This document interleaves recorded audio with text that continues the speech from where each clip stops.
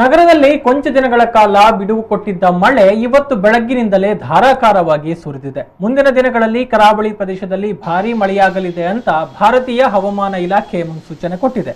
ಮುನ್ನೆಚ್ಚರಿಕೆ ಹಿನ್ನೆಲೆಯಲ್ಲಿ ಇವತ್ತು ದಕ್ಷಿಣ ಕನ್ನಡ ಜಿಲ್ಲೆಯಾದ್ಯಂತ ಆರೆಂಜ್ ಅಲರ್ಟ್ ಅನ್ನು ಘೋಷಣೆ ಮಾಡಲಾಗಿದ್ದು, ನಾಳೆಯಿಂದ 2 ದಿನಗಳ ಕಾಲ ರೆಡ್ ಅಲರ್ಟ್ ಘೋಷಣೆಯಾಗಲಿದೆ. ಈ ಹಿನ್ನೆಲೆಯಲ್ಲಿ ಸಾರ್ವಜನಿಕರು ನದಿ ಹಾಗೂ ಸಮುದ್ರಕ್ಕೆ ಇಳಿಯದಂತೆ ಎಚ್ಚರಿಕೆ ವಹಿಸಬೇಕು. ಸಾರ್ವಜನಿಕರು ಅಪಾಯಕಾರಿ ವಿದ್ಯುತ್ ಕಂಬ, ಮರ, ಕಟ್ಟಡಗಳ ಅಡಿಯಲ್ಲಿ ನಿಲ್ಲದಂತೆ ಮುನ್ನೆಚ್ಚರಿಕೆ ಕೊಡಲಾಗಿದೆ.